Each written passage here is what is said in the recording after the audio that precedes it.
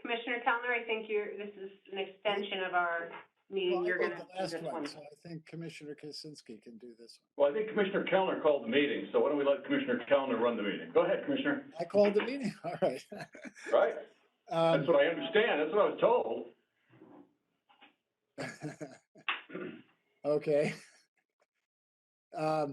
So we have all four commissioners present, so I call the meeting to order. We have Commissioners Kosinski, Anthony Casal, and Andrew Spano. We have just one item on the agenda, which is a proposed resolution. Does someone want to explain the resolution?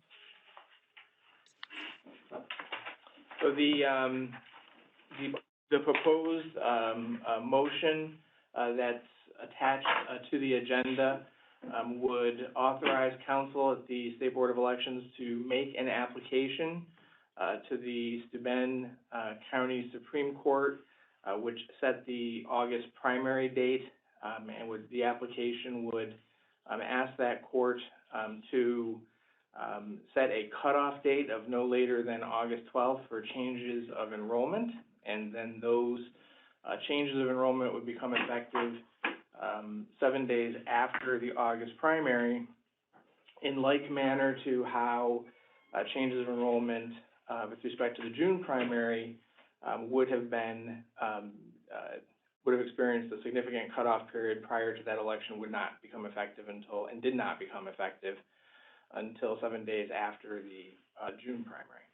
That's the upshot of what the application would be and what it would ask the court to do in its capacity as the entity that set the calendar. We view this as something that's related intimately to the calendar that the court originally set, and functionally would restore some portion of the status quo ante with respect to how enrollment changes are designed to work in New York, so as to protect parties in their ability to have closed primaries and prevent party raiding, whereby voters, I'm now quoting the Court of Appeals from 1974, whereby voters in sympathy with one party designate themselves as voters of another party so as to influence the results of the other party's primary.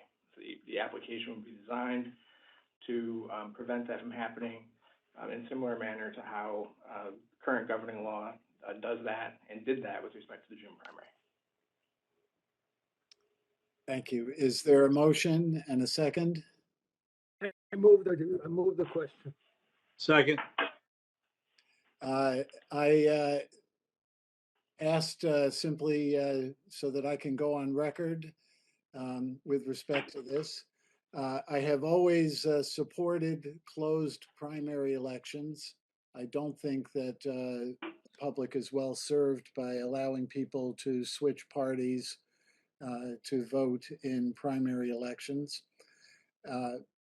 And when this was first presented after Judge McAllister's initial ruling, I supported including on the list of changes that we asked Judge McAllister to consider extending the blackout period. And Judge McAllister did not take up the State Board suggestion to extend the blackout period. We alerted the legislative leaders that this was an issue and asked the legislature to extend the blackout period, and they declined to do so. And given that history, I am very wary of seeking to change the rules for conducting an election just 2 weeks before the start of early voting, less than 2 weeks before the start of early voting.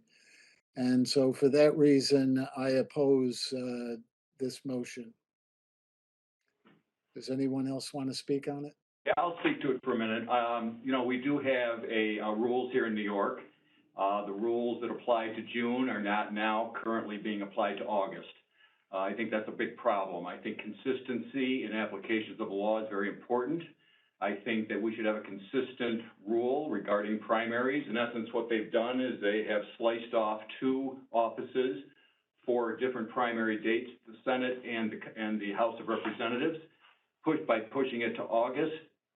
This unintended consequence, I believe, has changed the rules for voting from August, from what was in occurrence in June. I think that to have that kind of a bifurcated election with bifurcated rules is not in the best interest of the state, not in the best interest of the voters of the state. I think that we should have consistent rules across the elections.